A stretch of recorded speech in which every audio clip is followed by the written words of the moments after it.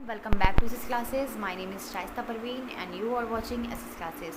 So all my dear students, today I will discuss the class 9 ICSE board. The name of chapter is nutrition and हम लोग biology को discuss करने वाले हैं। और आप सभी लोग जानते हैं कि हम लोग कंटिन्यूसली क्लास 6 से ICSE बोर्ड से पढ़ते चले आ रहे हैं। SS क्लासेस से जुड़े हुए हैं आप लोग, जो बच्चे जुड़े हुए हैं वो लोग देख रहे हैं कि क्लास 6 से मैं वीडियो अपलोड करना स्टार्ट की हूँ और अभी तक क्लास 8 का कंटेंट मैं लेकर चल रही हूँ।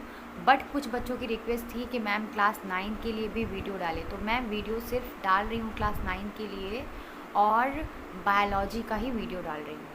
ठीक है, सिर्फ बायोलॉजी का ही अभी मैं वीडियो डाल पा रही हूँ क्योंकि अभी मुझे उतना टाइम नहीं मिल पा रहा है, उतना नहीं हो पा रहा है। सो नेक्स्ट ईयर से हम लोग जो बच्चे क्लास 8 से 9 में जाने वाले हैं उनके लिए हेल्पफुल होगा क्योंकि उनको क्लास 9 का पूरा सिलेबस मिलेगा। सो जो बच्चे क्लास 9 के मुझसे जुड़े हुए हैं तो उनके लिए ये टॉपिक है। और बच्चा लोग, अगर आपको वीडियो अच्छी लगती हो, पसंद आती हो, तो प्लीज़ लाइक और सब्सक्राइब करके ज़रूर जाया करिए चैनल को, क्योंकि आपका सपोर्ट, आपका प्यार ही जो है हम लोग को इनकरेज करता है कि वीडियो बनानी चाहिए। फर्दर नहीं तो आजकल की भागदौड़ में किसी को इतना टाइम नहीं बेटा कि वो टाइम निकाल करके पर्सनली वीडियो बनाएगा या फिर कुछ भी ऐसा करेगा। तो बहुत मेहनत लगती है, बहुत सारा इनकरेजमेंट होता है। अगर आप लोग जो है थोड़ा सा लाइक करते हो, थोड़ा सा अच्छा कमेंट करते हो, या फिर आप लोग को वीडियो अच्छी लगे तो लाइक करो, कमेंट करो और चैनल को सब्सक्राइब ज़रूर करो। आपका सब्सक्रिप्शन ही प्यार है। और अगर ऐसा नहीं हुआ तो फिर एक दिन ऐसा होगा कि हम लोग को भाई उस प्लेटफॉर्म से हटना पड़ेगा। ठीक है, तो चलो चलते हैं भाई, स्टार्ट करते हैं अपने वीडियो को, जिसका नाम है बायोलॉजी क्लास 9 ICSE बोर्ड। आप लोग देख रहे हैं SS क्लासेस एंड हम लोग पढ़ने वाले हैं unit number 5 human anatomy and physiology में chapter number 10। The name of chapter is nutrition in general. तो भाई क्या आप लोग को भाई न्यूट्रिशन की तो बहुत ज़रूरत है। न्यूट्रिशन क्या होता है? न्यूट्रिशन हर वो चीज़ है बेटा जो हमारी बॉडी को जो है ग्रोथ में हेल्प करे, है ना। अब जो भी ऐसी चीज़ खा लो हमारी बॉडी में वो हेल्प करे, ग्रोथ करे, ठीक है, हमारी बॉडी को ग्रोथ में हेल्प करे, उसको हम लोग बोलेंगे न्यूट्रिशन। तो होता क्या है भाई न्यूट्रिशन? देखो, सबसे पहले आपको सिलेबस में पढ़ना क्या है। आपके सिलेबस में यहाँ पर इंक्लूड है classes of food balanced and mall nutrition and deficiency disease, function of carbohydrate, fats, proteins, mineral, salt, calcium, iodine, iron, sodium, vitamins and water in proper functioning of body, source of vitamin and their functions and deficiency disease, meaning and importance of balanced diet, role of cellulose and our diet and cause symptom in prevention of kwashiorkor and menismus। तो इतने सारे topic आपके syllabus में include हैं। आपको इसी से related पढ़ना है, कहीं बाहर नहीं जाना है, कहीं कुछ नहीं करना है। चलो स्टार्ट करते हैं फिर। तो कौन कौन से टर्म रिलेटेड होते हैं न्यूट्रिशन से एंड फूड से एंड डाइट से? तो न्यूट्रिशन मीन्स क्या होता है भाई? बहुत सारे इसेंशियल ऑर्गेनिक और इनऑर्गेनिक केमिकल कंपाउंड्स। जी हाँ, बहुत सारे इसेंशियल ऑर्गेनिक और इनऑर्गेनिक केमिकल कंपाउंड जो आप लोग रोज़ लेते हो, लाइक प्रोटीन्स, विटामिन, सॉल्ट, ये हमारी बॉडी में बनते हैं।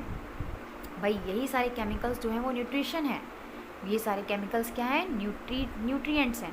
ये क्या है? न्यूट्रिएंट्स हैं, है ना, जो हमारे बॉडी में बनते हैं। Inorganic and organic chemicals, that is called nutrients. Food क्या होता है भाई? फूड क्या होता है?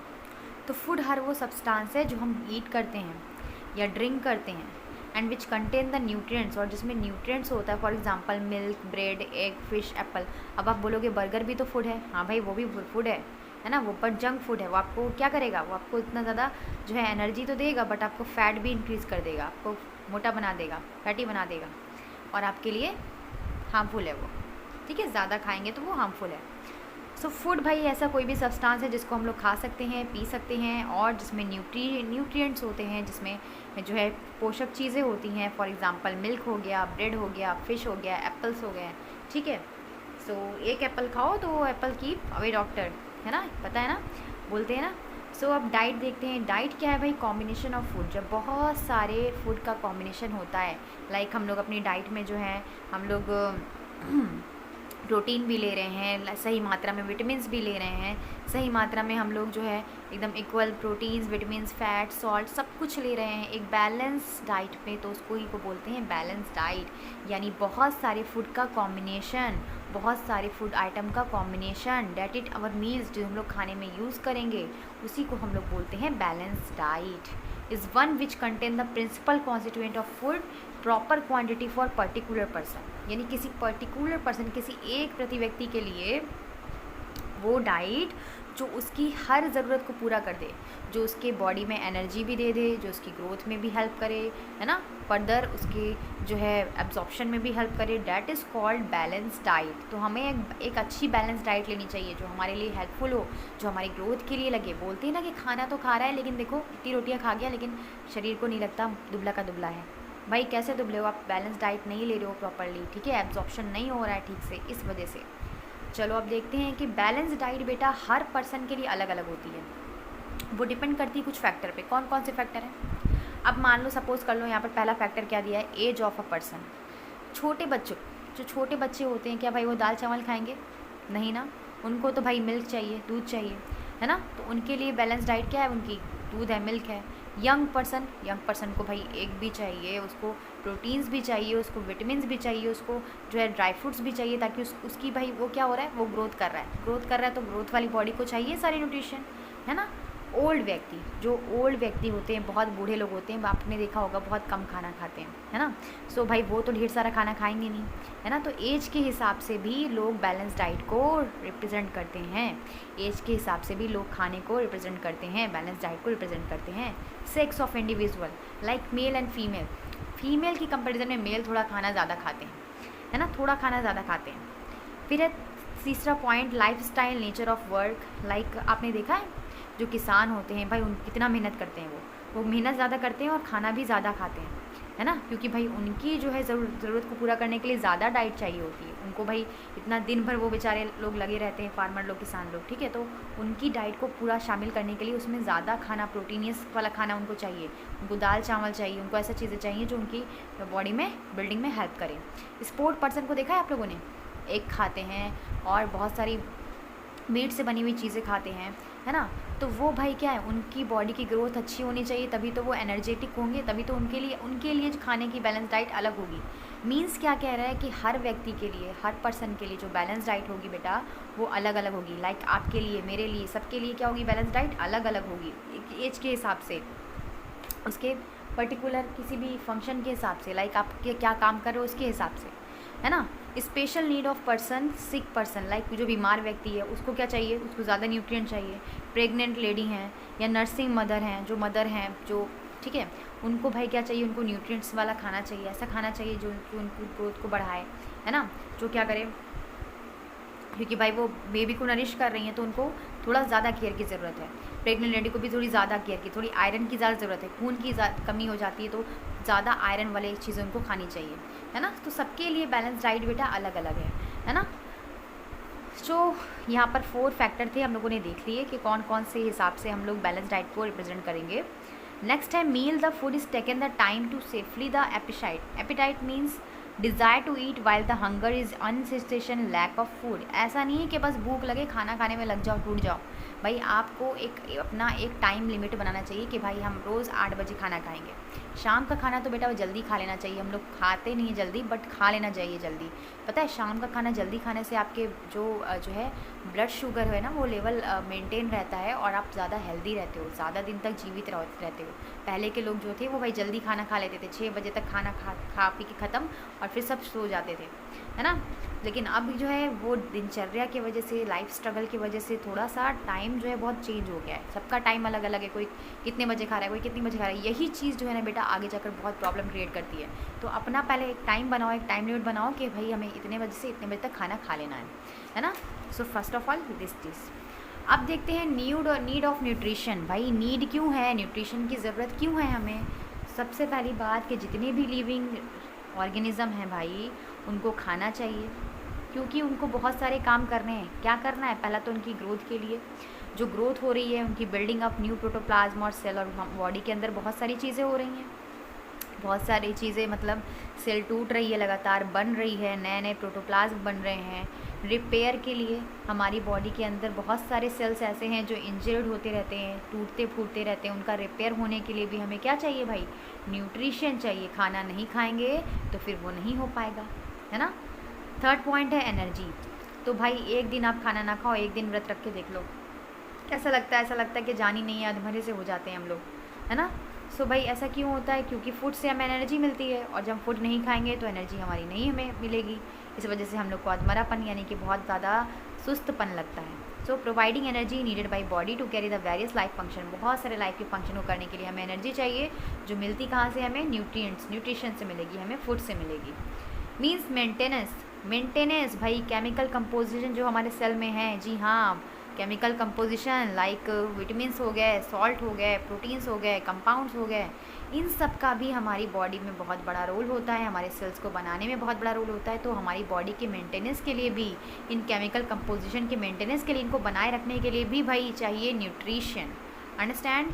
फिर है provision of raw material. Means जो भी हमारे अंदर जो है रॉ मटेरियल्स बॉडी के बन रहे हैं, लाइक एंजाइम है, हॉर्मोन्स हैं, स्वीट है, पसीना, मिल्क है, दूध, ठीक है, तो वो सब सिक्रीशन जो हो रहा है उसको भी रॉ मटेरियल को बनने के लिए भी क्या चाहिए भाई? न्यूट्रिशन चाहिए। न्यूट्रिशन नहीं रहेगा तो हमारा जो रॉ मटेरियल हमारी बॉडी के अंदर फॉर्म हो रहा है, ये फॉर्म नहीं हो पाएगा। नेक्स्ट है प्रोटेक्शन।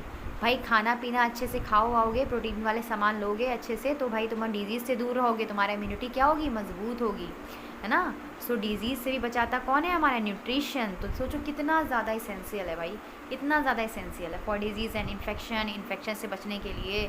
सबसे पहले तो हमारी बॉडी अटैक करती है किसी भी इन्फेक्शन के अगेंस्ट। जब वो थक हार जाती है, नहीं हो पाता उससे, तब भाई हम लोग क्या पड़ते हैं? बीमार पड़ते हैं। और वो इंडिकेट करता है, यानी हमारी बॉडी जो है वो अंदर ही अंदर किसी भी इन्फेक्शन से लड़ रही है, फाइट कर रही है। ओके, तो चलो अब देखते हैं classes of nutrients food substances. कितने भाई न्यूट्रिएंट्स जो फूड सब्सटेंसेस हैं, जो भी न्यूट्रिएंट्स हैं, उनको कितने क्लास में डिवाइड किया गया है? सबसे पहले बेटा देखो कि 6 क्लास में डिवाइड किया गया है फूड सब्सटेंसेस को। वो कौन से हैं? पहला है carbohydrates, fats, protein, mineral, salt, vitamin and water. सबसे पहले हम बात करेंगे कार्बोहाइड्रेट की। कार्बोहाइड्रेट भाई कंपाउंड है, कार्बोहाइड्रेट कंपाउंड है कार्बन का, हाइड्रोजन का एंड ऑक्सीजन का। किसका?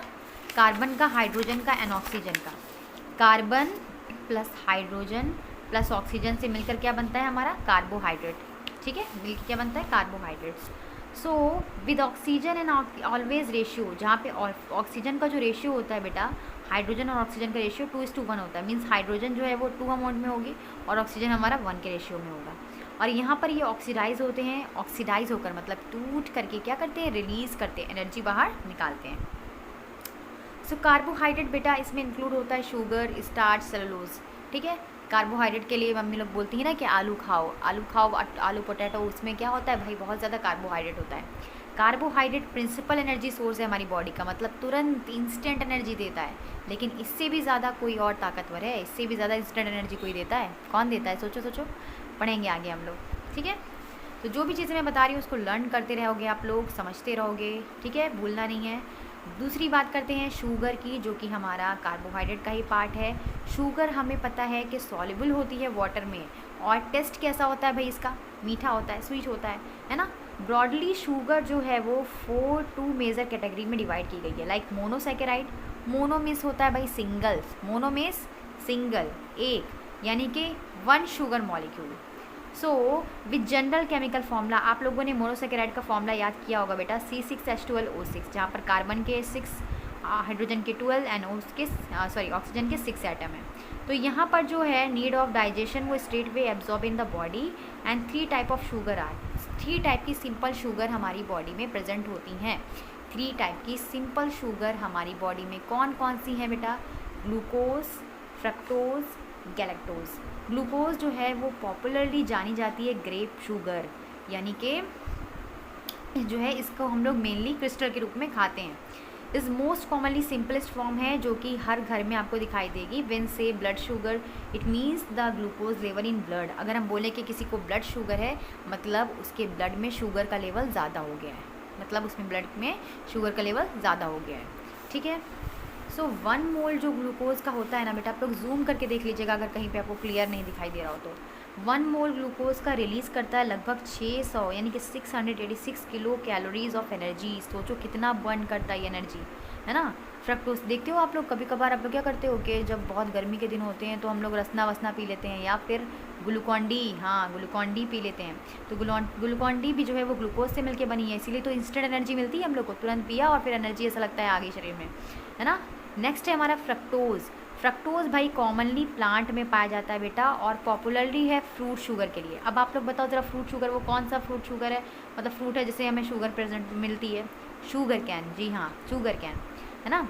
फिर है गैलेक्टोज। गैलेक्टोज जो है वो अनदर सिंपल शुगर है जो दूध में पाया जाता है, जो मिल्क में पाया जाता है वो है हमारा गैलेक्टोज, ठीक है।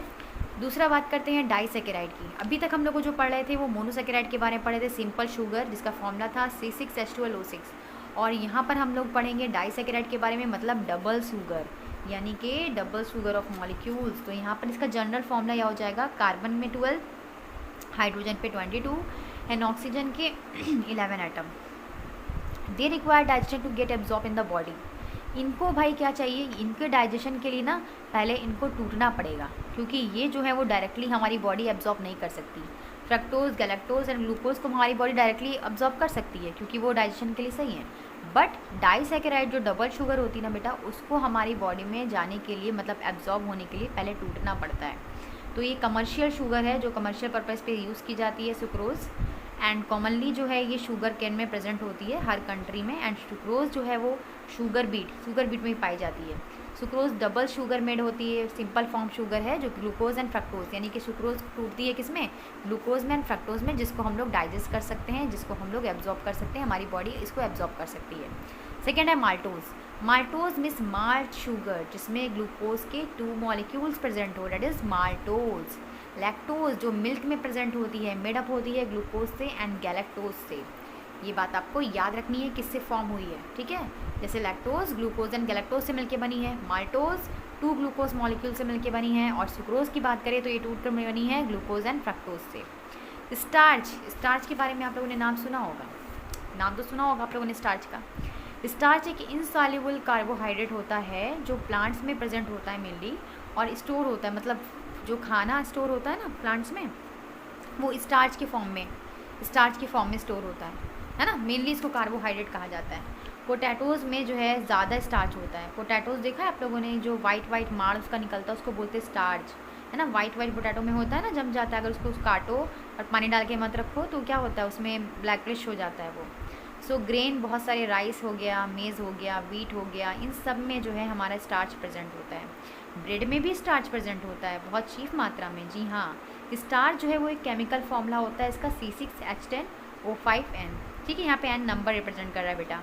इसको हम लोग बोलते हैं पॉलीसेकेराइड, मतलब एक से ज़्यादा सेकेराइड यानी कि शुगर मॉलिक्यूल से मिलके बना है, 2 या 2 से ज़्यादा शुगर मॉलिक्यूल से मिलके बना है, इस वजह से इसको बोलते हैं पॉलीसेकेराइड। 2 इनसॉल्युबल पॉलीसेकेराइड जो हैं वो हैं कार्बोहाइड्रेट के सेलुलोज एंड ग्लाइकोजन, जो कि मेनली जो है इनसॉल्युबल होते हैं, ठीक है। सेलुलोज जो है वो आपको सेल वॉल में प्रेजेंट होगा, आपने पढ़ा है ना, आप लोगों ने पढ़ा है प्लांट सेल वॉल में क्या किसकी बनी होती है, सेलुलोज की बनी होती है। और ये यूजली जो है वो मतलब यूज़ नहीं की जाती, अनडाइजेस्टेड होती है, हमारी बॉडी के लिए क्या है, अनडाइजेस्टेड है, लेकिन ये कंट्रीब्यूट करती है रफेज बनाने में, प्रॉपर फंक्शनिंग ऑफ गट, हमारी जो गट है उसकी प्रॉपर फंक्शनिंग में हेल्प करती है, रफेज बनाने में हेल्प करती है ये। ग्लाइकोजन क्या होता है भाई, ग्लाइकोजन जो होता है वो भी कार्बोहाइड्रेट के फॉर्म में स्टोर होता है। देखो मैं बता रही हूँ, प्लांट्स में जो है स्टार्च के रूप में फॉर्म में स्टोर होता है, और सेलुलोज प्लांट्स में प्रेजेंट होता है। ग्लाइकोजन जो है वो कार्बोहाइड्रेट का फॉर्म होता है जो एनिमल्स में प्रेजेंट होता है, मेजॉरिटी ऑफ, यानी कि मेजरली लीवर में प्रेजेंट होता है और कुछ मसल्स में भी प्रेजेंट होता है ग्लाइकोजन, ठीक है, एज अ स्टोरेज फूड के रूप में। रफेज जो है वो नॉन डाइजेस्टिबल सेलुलोज है। रफेज क्या है, नॉन डाइजेस्टिबल, जो डाइजेस्ट नहीं हो सकता। बहुत सारे प्लांट्स की सेल जो होती हैं या सेल वॉल जो होती हैं वो सेलुलोज की बनी होती हैं। वी ईट फ्रूट, हम लोग फ्रूट खाते हैं, हम लोग रॉ वेजिटेबल खाते हैं, कच्चे प्लांट्स, हम लोग कच्चे फल खाते हैं, प्लांट मटेरियल खाते हैं, जो कि डाइजेस्टेड नहीं है हमारे कैनाल के लिए, क्योंकि ये सेलुलोज डाइजेस्टिव एंजाइम इसमें प्रेजेंट नहीं होता है। तो ये अनडाइजेस्ट सेलुलोज जो हैं वो फाइब्रस होते हैं नेचर में, और ये एक्ट करते हैं एज अ रफेज, ठीक है। इसलिए मम्मी लोग बोलती हैं कि खाने से पहले सलाद खाना चाहिए। सलाद जो है हमारी बॉडी के लिए रफेज को जो है वो कम कर देता है, गैस कम बनाता है, एसिडिक, ठीक है, गैस कम बनाता है। सो इसी वजह से हम लोग खाना जो है वो अच्छे से पच जाता है, ठीक है। रोल क्या है रफेज का भाई, देखो, being fibrous cellulose absorb the lot of water and retain the help in keeping the faecal matter soft prevent the conception. भाई रफेज जो है हमें लेना चाहिए, जो सलाद वगैरह है ना हमें खाने चाहिए। क्यों खाने चाहिए? क्योंकि इसमें फाइब्रस होते हैं और जो हमारे खाने को जो है वो वाटर में, मतलब वाटर में एब्जॉर्ब करवाते हैं और ये कॉन्स्टिपेशन से बचाते हैं, पेट वगैरह दर्द में नहीं होता, गैस वगैरह नहीं बनती। सेकेंड पॉइंट है मूवमेंट जो होता है अनडाइजेस्टेड फूड का इंटेस्टाइन में ईजियर बनाते हैं। कौन? रफेज। भले ये डाइजेस्टेबल नहीं है बट ये हेल्प बहुत करते हैं। Stimulate the muscle contraction intestinal making the movement of फेसल matter easy. फेसल matter के ईजीली निकलने के लिए भी ये हेल्प करते हैं। कौन कौन से सोर्स है रफेज के? वेजिटेबल्स हैं, फ्रूट है, कॉर्न है, हाफ क्रस्ट व्हीट है, यानी पकी हुई मतलब दलिया जो है, पकी हुई अध पकी दलिया जो होती है, ये सब चीफ सोर्स है रफेज के, इसको हमें खाना चाहिए। कैबेज जो है वन वेजिटेबल है जो प्रोवाइड करता है लॉट ऑफ रफेज, मतलब ज़्यादा मात्रा में रफेज प्रोवाइड करता है। सो आज की वीडियो में बेटा इतना ही रखते हैं, वीडियो बहुत लेंदी हो जाएगा और नेक्स्ट वीडियो में हम लोग फ़ैट के बारे में डिस्कस करेंगे, फैट्स, प्रोटीन एंड इसके आगे जो भी टॉपिक है उसको डिस्कस करेंगे और कोशिश करेंगे कम से कम पार्ट में हम लोग इस पूरे चैप्टर को फिनिश कर लें। अभी तो ये पहला हमारा पार्ट 1 है और वीडियो अच्छी लगी हो बेटा तो लाइक करके जाइएगा, कमेंट करके जाइएगा और इस चैनल को सब्सक्राइब करिए, अपना प्यार दीजिए ताकि जल्द से जल्द मेरा चैनल मोनेटाइज हो सके। Okay, thank you, keep watching.